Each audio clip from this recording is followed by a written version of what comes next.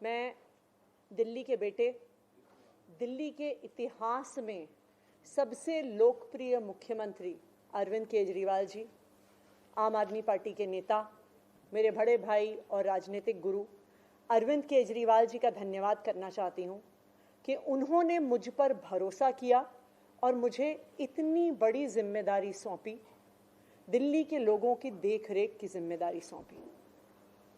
लेकिन आज मैंने मुख्यमंत्री के तौर पे शपथ ग्रहण ज़रूर किया है, लेकिन ये मेरे लिए, हम सब के लिए एक बहुत भावुक क्षण है जब अरविंद केजरीवाल जी दिल्ली के मुख्यमंत्री नहीं हैं।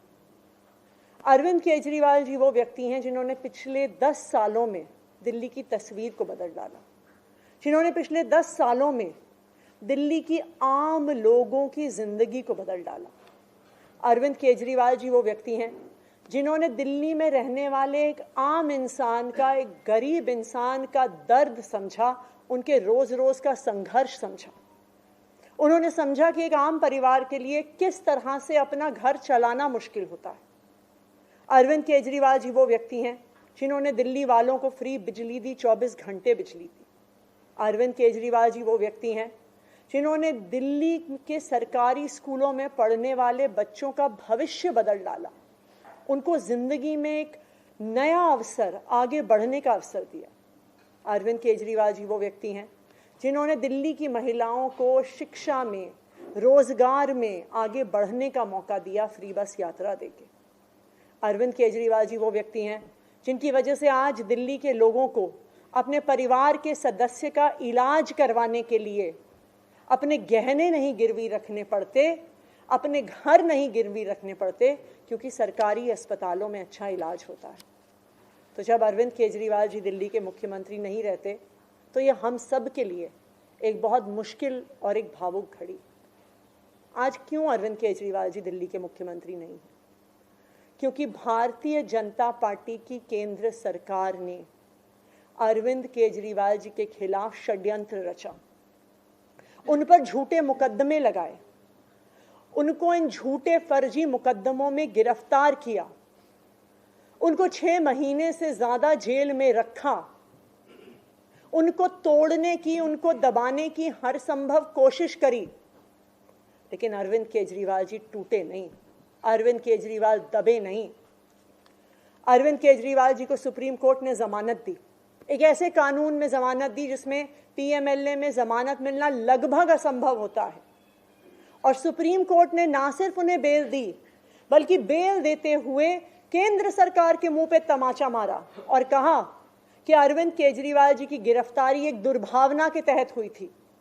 ये कहा कि केंद्र सरकार की एजेंसी सीबीआई, ईडी पिंजरे में बंद एक तोते की तरह हैं जो सिर्फ अपनी मालिक की आवाज में बोलती हैं। हो सकता है कि कोई और नेता होता तो उनके लिए अदालत का ये फैसला काफी था और वो तुरंत जाके मुख्यमंत्री की कुर्सी पर बैठ जाते। लेकिन अरविंद केजरीवाल जी ने इस देश की राजनीति में एक ईमानदारी और नैतिकता की मिसाल कायम करते हुए मुख्यमंत्री की कुर्सी से इस्तीफा दे दिया। उन्होंने कहा कि मेरे लिए सिर्फ अदालत का फैसला काफी नहीं है, मैं जनता की अदालत में जाऊंगा और जब तक दिल्ली की जनता मुझे नहीं कहती कि मैं ईमानदार हूं, तब तक मैं मुख्यमंत्री की कुर्सी पर नहीं बैठूंगा।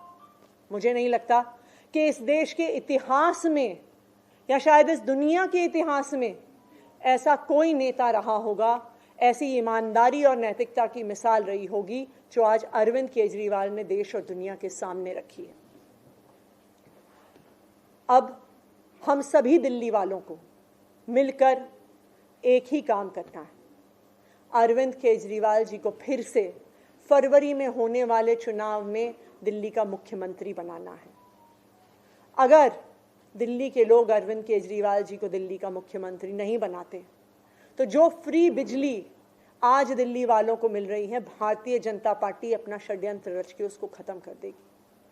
जो सरकारी स्कूल अरविंद केजरीवाल जी ने सुधारे हैं वो फिर से बदहाल हो जाएंगे, मोहल्ला क्लिनिक बंद हो जाएंगे, अस्पतालों में इलाज बंद हो जाएगा, महिलाओं की फ्री बस यात्रा बंद हो जाएगी। तो 2 करोड़ दिल्ली वालों को मिलकर फिर से अरविंद केजरीवाल जी को दिल्ली का मुख्यमंत्री बनाना है। अगले 4 महीने के लिए मेरा यही काम रहेगा कि जो दिल्ली वाले परेशान रहे पिछले 1-1.5 साल में, जब से भारतीय जनता पार्टी का षड्यंत्र शुरू हुआ, जब से भारतीय जनता पार्टी ने एक एक करके हमारे नेताओं को जेल में डालना शुरू किया, जब से भारतीय जनता पार्टी ने एक एक करके हमारे मंत्रियों को जेल में डालना शुरू किया, जब से भारतीय जनता पार्टी के एलजी साहब ने दिल्ली सरकार के काम रोकने शुरू किए, आप देखिए पिछले 2 साल में भारतीय जनता पार्टी ने दिल्ली वालों को परेशान करने में कोई कसर नहीं छोड़ी। जब से अरविंद केजरीवाल जी जेल गए, दिल्ली वाले भी परेशान हुए। भारतीय जनता पार्टी ने दिल्ली वालों के पानी के बिल हम ठीक करना चाहते थे, उन्होंने उस काम को रोक दिया। भारतीय जनता पार्टी ने जो सड़क के रिपेयर के काम है वो रोक दिए।